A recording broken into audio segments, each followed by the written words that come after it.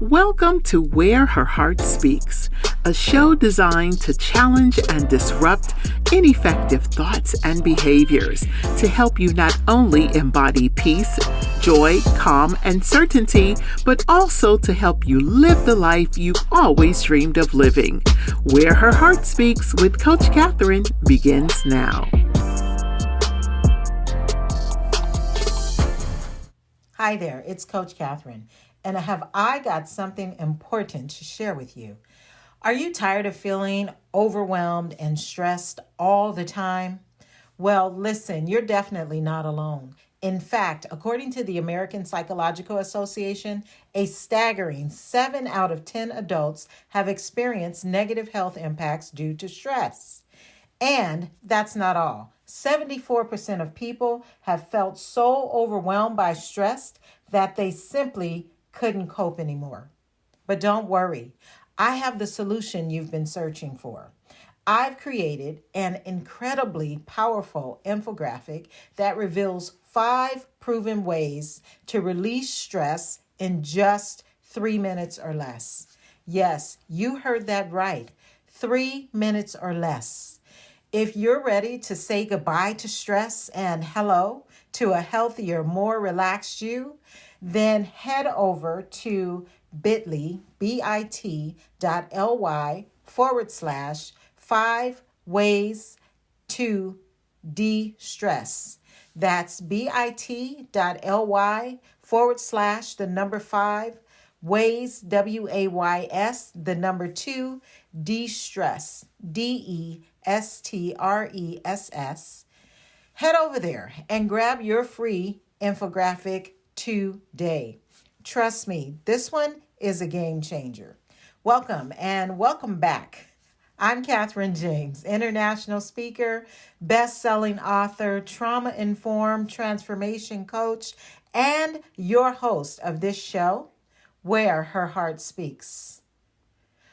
We are in for another good one.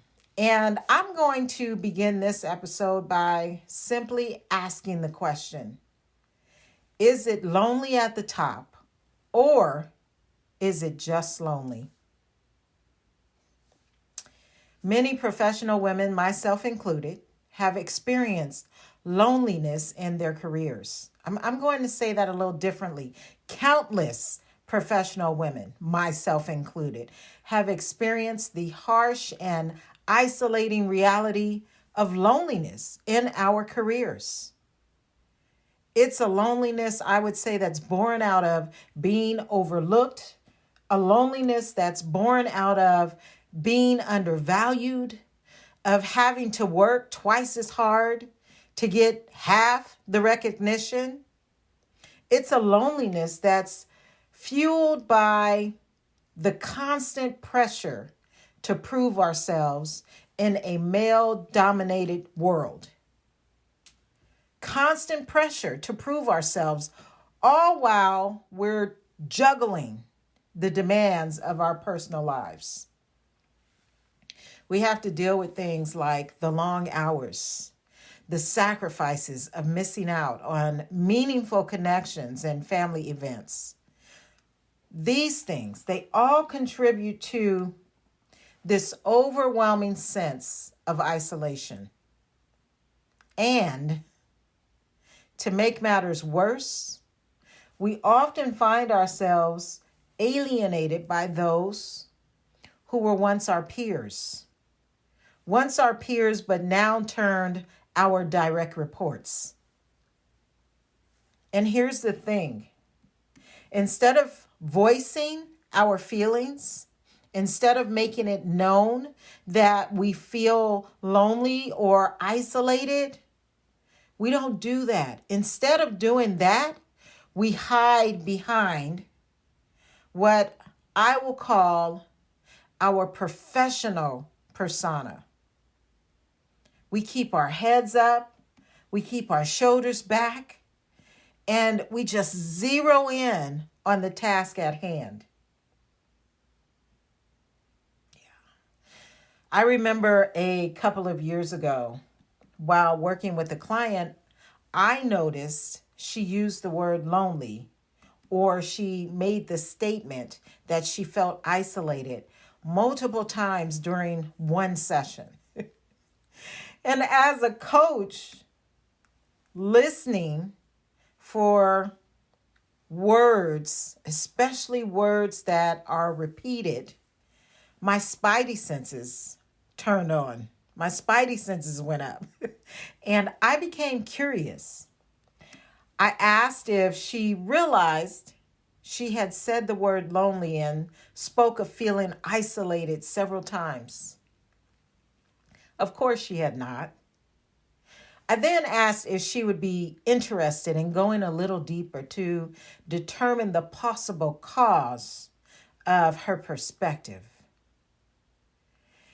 You see, what I knew, she and I had been working together for a while, and what I knew about her was that she had a prestigious job that kept her in front of people every day, where she was either serving someone or someone was coming to her to get their questions answered. Like, I knew that she had this prestigious job, this prestigious career. And I also knew that she had many friends with whom she regularly scheduled friend dates. Knowing this, one could naturally argue those feelings. One could naturally argue her feelings of isolation or loneliness. They could naturally argue that those feelings just didn't quite make sense, right? Like, if you are someone who is always in front of people, you are someone who spends time with your friends, how is it that you could feel isolated? How is it that you could feel lonely? One could naturally argue that that didn't make sense. And I will say, my natural response would be, of course they made sense. Of course they made sense, because for one, it resonated with me. You see, I had been where she was. I knew firsthand that it was in fact possible to be around people.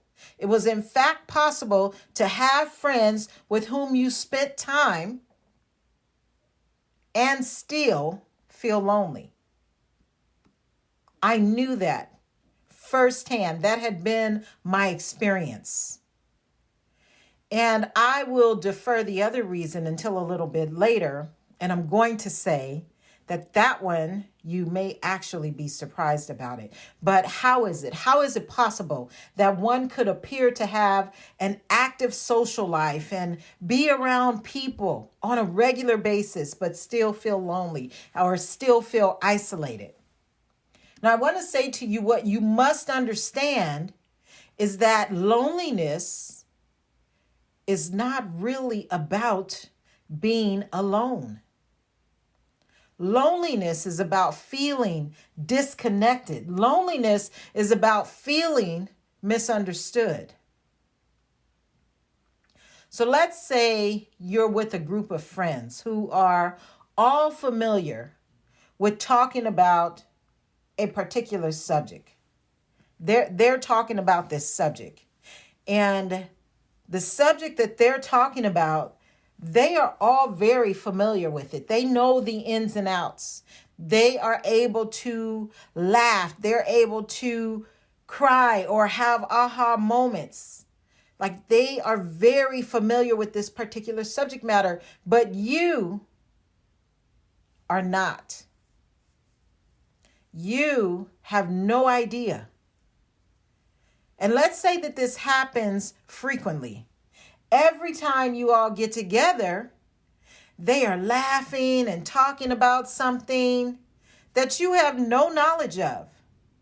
So then you sit there attempting to engage by maybe nodding your head or smiling, but you're just going through the motions. And the truth of the matter is, both they and you know that you're really clueless and you're only going through the motions.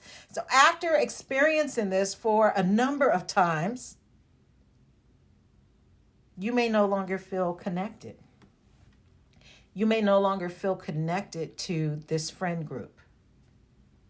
I remember some years back, there was a popular scandalous sitcom that was out.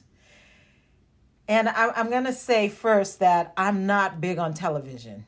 And if it's not a game show or something on like HGTV, I am probably not going to be watching it. So I'm not big on television. There are a lot of shows that I have no idea about. And this sitcom was no different.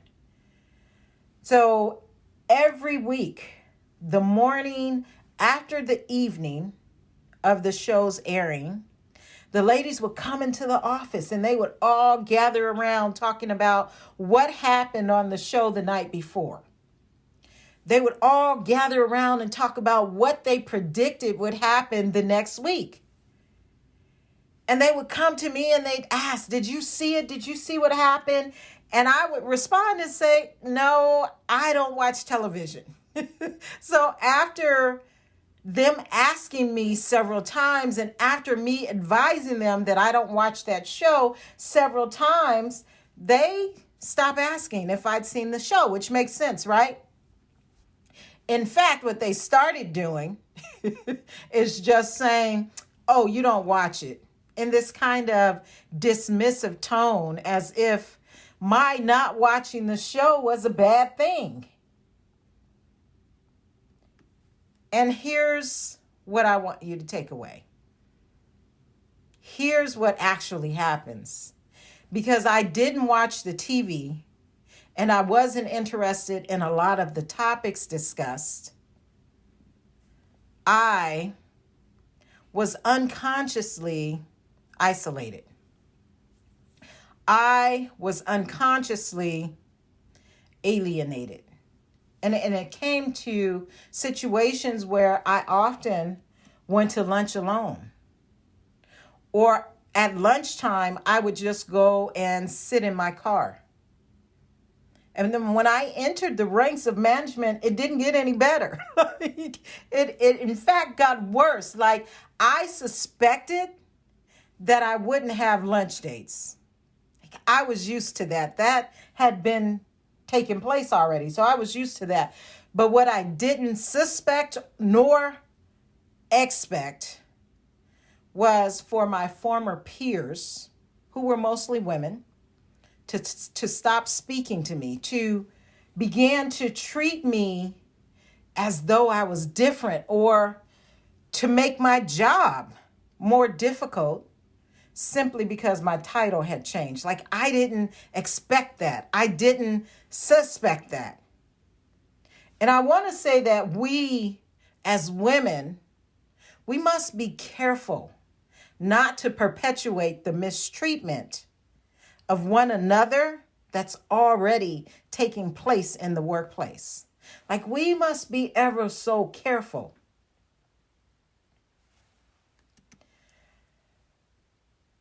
So this example of how a person can come to feel disconnected or misunderstood, lack of shared experiences, that's what that example is really pointing to. Because I was unfamiliar with that particular TV show, I somehow no longer belonged and I was alienated. Because I was promoted to another position, I somehow no longer belonged and I was alienated. So of course you come to feel lonely. Of course you can come to feel isolated. So the first reason that I'm giving for feeling lonely or isolated, and this is in particular in regards to the workplace, or it could be a friend space, is that there is a lack of shared experiences. So if you're taking notes, just jot that down. A lack of shared experiences. Other reasons women have these feelings of loneliness and isolation are, as I mentioned earlier, time constraints. The demands of a career can leave little time for socializing or getting together with our family or getting together with our friends. The demands of our careers can really sometimes impact our time. And because of that impact, we're now not able to get together with our family or our friends maybe as often as we'd like to. Or maybe we're unable to attend events because there's something that is required of us in our careers. Another reason is emotional exhaustion. Why do we feel lonely? Why do we feel isolated? Emotional exhaustion. When we are exhausted, it's difficult to connect with others. It's difficult to be fully present with others. It's literally like you're present physically, but you're absent emotionally. And then I'm going to say another reason. Another reason is imposter syndrome. Listen, many successful women struggle with imposter syndrome. Even though they are successful by society's measure, they feel they just don't measure up. They're not as competent. This is how they feel. They're not as competent as people perceive them to be. And because of that, it makes it difficult for them, or they feel as though they can't share their real feelings. They can't be vulnerable with others. And this again impedes their ability to authentically connect with others. And if we're not connecting authentically, then we're not connecting. I'm going to say that again. If we are not connecting authentically, we're not connecting. And I think that it's sad because there are so many inauthentic connections taking place. And people can't understand why they feel lonely. People can't understand why they feel isolated. The last one I'm going to give you is the one that I referenced earlier, where I said this may be a surprise for you. And I'm still going to say it may be a surprise for you. But the last one I'm going to give you is trauma. Trauma plays a significant role in feelings of loneliness and isolation. Trauma plays a significant role in these feelings. And on a former episode, I talked about automatic protection strategies or symptoms of trauma.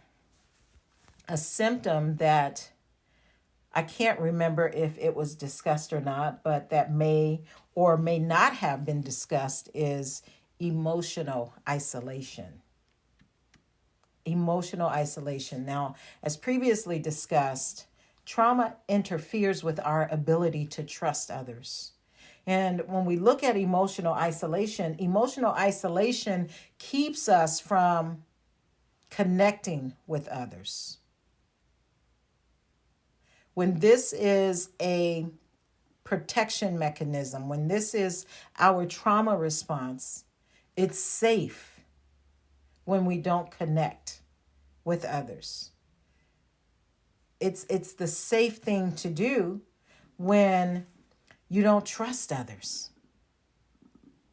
Trusting feels like, literally, to the nervous system, we're going to die. So the only way we can avoid that is to isolate emotionally. And then trauma can also make it difficult to relate to others. And it can cloud the lens through which we view ourselves, through which we view others, and through which we view the world. And here's the thing. If trusting others, or if forming deep connections with others feels unsafe, emotional isolation is likely the safety measure used to ensure safety is maintained. So I just gave you a few reasons why, or maybe causes of why we may feel isolated or why we may feel lonely. And the question asked was, is it lonely at the top, or is it just lonely?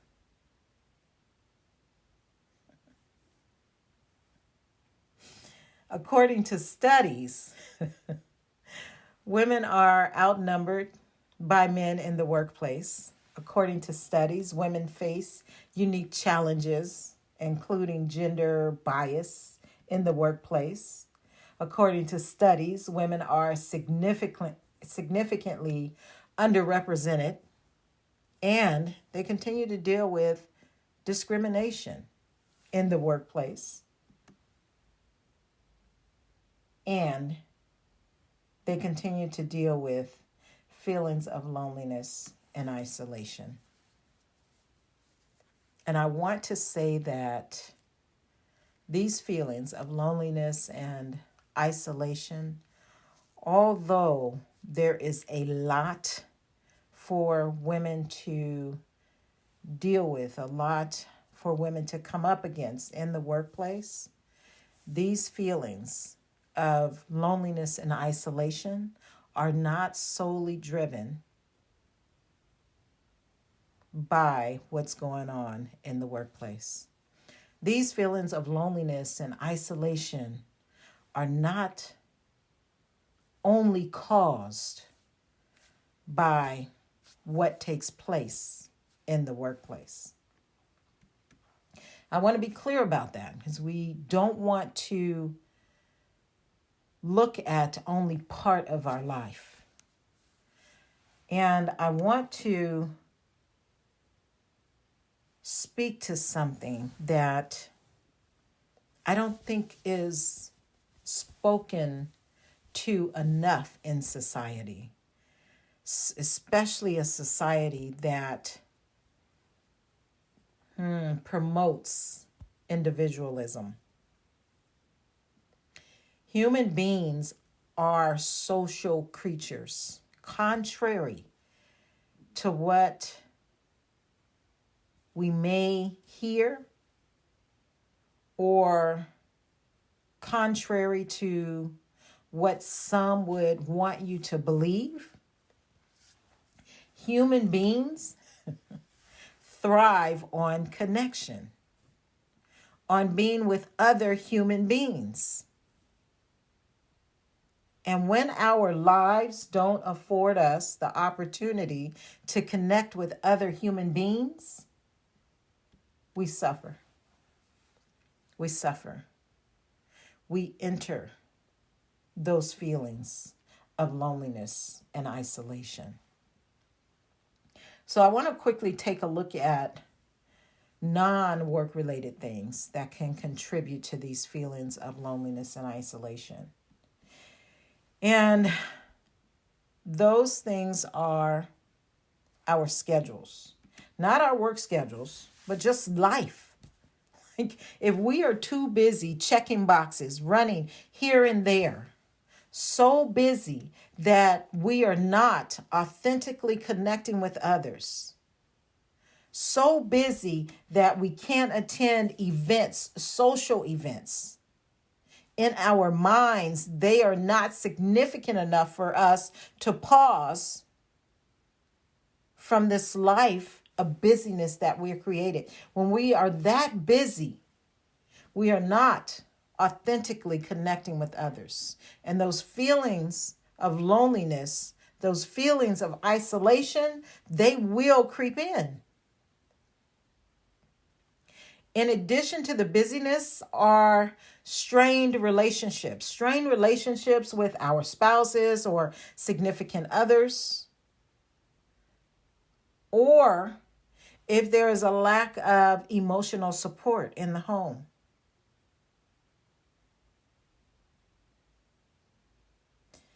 If there are strained relationships that you are having to encounter, having to move through every day, you can be left feeling as though you're all alone. And I want to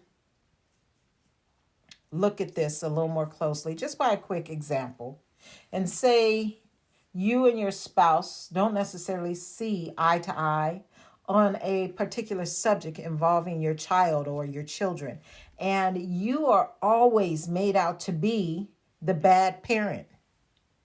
And you feel, without expressing it, but just kind of this internal feeling that there's always this kind of ganging up on you taking place, and that there is no one on your side. There's no one to support you emotionally.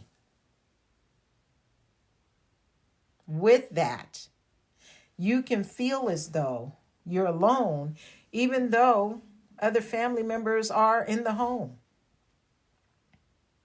because there's no one there with you, like emotionally.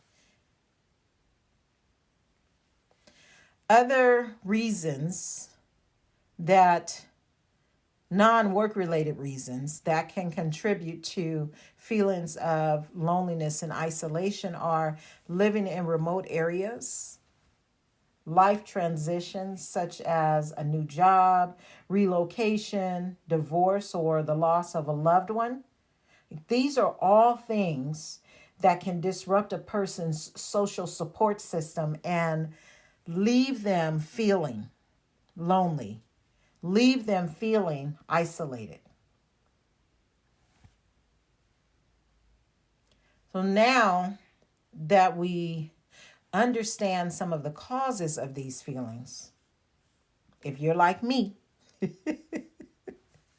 you may be wondering, how does one overcome these feelings? Like, I am always looking for the solutions. I remember when I was in the corporate arena still, I would always say, and then people started saying, like, I am a results-oriented person. I just want to get to the results. I just want the solutions. So let's talk about some of the solutions. And what I want to give you are some resources that you can turn to in an effort to release these feelings of loneliness and isolation, if this is in fact something that you are dealing with. If it is someone that you know, I would encourage you to share this message with them. I would encourage you to join in with them and listen to it again alongside of them. And as you'll hear in the moment, just talking about social support. Most times when people are feeling lonely and feeling isolated, it's because they somehow lack social support. It could be something that they have caused or something that just happened. But again, remember, we human beings thrive off of connection. So if you know someone who's struggling with this, again, I just want to encourage you to share this message with them. And if it's possible, to sit with them and listen to it again. So one of the resources or solutions is to turn to trusted family members or friends who can provide emotional support and companionship. And I want you to note here, this person is a person that is capable of providing emotional support and companionship. Like, please do not turn to the person whose life is always in chaos. That person probably is not going to be the best candidate. That person will likely not be able to provide you the emotional support or companionship that you need because they're going to be too caught up in their stuff. So look for the person who can provide emotional support and companionship. The second thing is to join social groups or clubs based on the things that you're interested in. Now, this is a great way to meet like-minded people. This is a great way to enlarge your social circle. And I'm going to just say that as you think about places, maybe it'll be places like churches, community centers, hobby groups, or other in-person communities that align with your interests. And again, here I was careful to say in-person communities because although online is an option, I'm just a believer that online still does not allow for the same type of connection as being in front of someone does. Like, there's something that this screen kind of prevents. So if you can find some type of in-person community, then allow that to be your first choice if it's choosing between that and an online community. If you can't find anything, then let's go with an online community. Let's not just do nothing. Choose the online community as a starting place. The third thing is to volunteer your time. Volunteer your time. This not only allows you to contribute to a cause that you support, but it also allows you or provides you with an opportunity for you to connect with other individuals who may share your same values. So volunteering. And then lastly, I want to say counseling, therapy, or therapists, or a coach. Those are options. If you find that you have been struggling with feeling lonely and isolated for a period of time and you're ready to change that, then look to a counselor, look to a therapist, look to a coach, a psychologist, someone in the profession that is able to help you overcome. Here again, I got to put another pin right here. Here I'm going to say, do your due diligence. Do your due diligence. Don't trust that just because someone has a title. Don't trust that just because someone has a certification. Don't trust that just because someone has a license that they are your answer. You must do your due diligence. Listen, last week I heard a horrible story about a licensed professional who I'm going to just say is clearly out of touch with the ethical principles.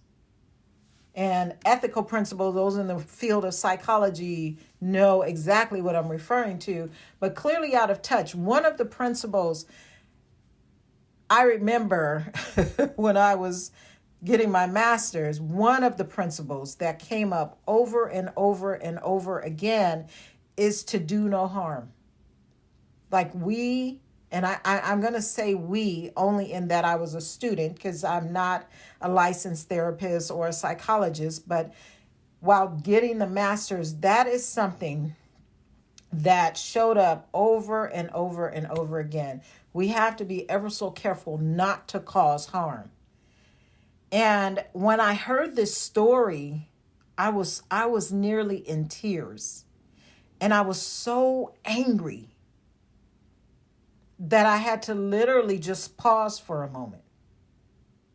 And I'm sharing that with you again to really just reiterate and stress the importance of you doing your due diligence and not simply taking a credential as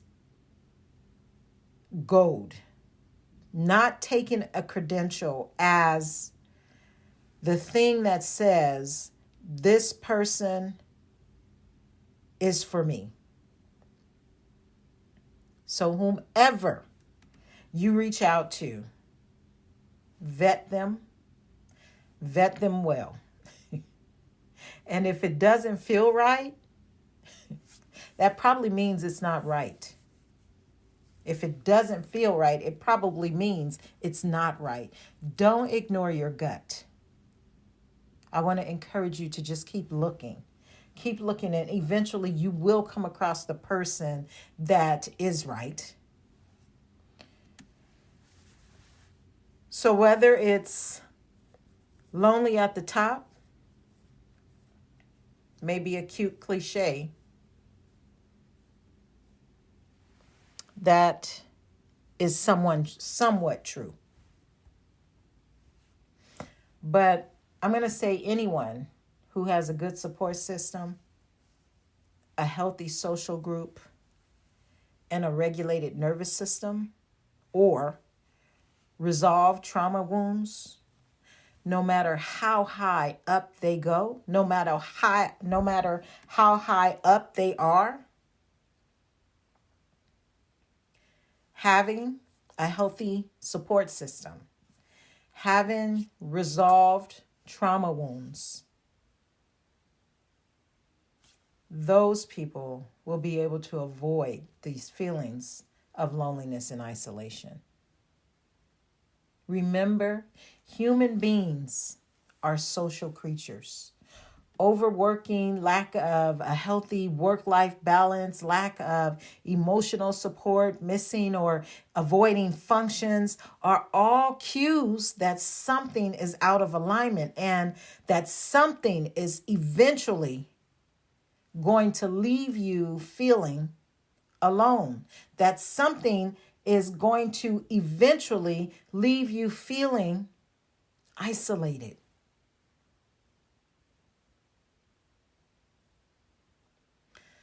So my prayer for you this week is that you will not become or remain comfortable in your isolation. I pray that you will seek the support system that will best serve you, and that you will reconnect with other like-minded and like-hearted human beings. I pray that you will move from feeling alone and isolated to feeling at home in your body and elevated. As I close, I want to remind you that in this life you get to choose. So choose to listen from the place from where your heart speaks, and choose to live a sensational life. Peace and blessings. Thank you for listening to Where Her Heart Speaks with Coach Catherine, where Catherine aims to challenge and disrupt ineffective thoughts and behaviors to help you not only embody peace, joy, calm, and certainty, but also help you live the life you've always dreamed of living. Follow Catherine on Facebook and Instagram at I Am Catherine James, and visit www.catherinejames.com. Remember, to live the life of your dreams, you must go within and return to the place where your heart speaks.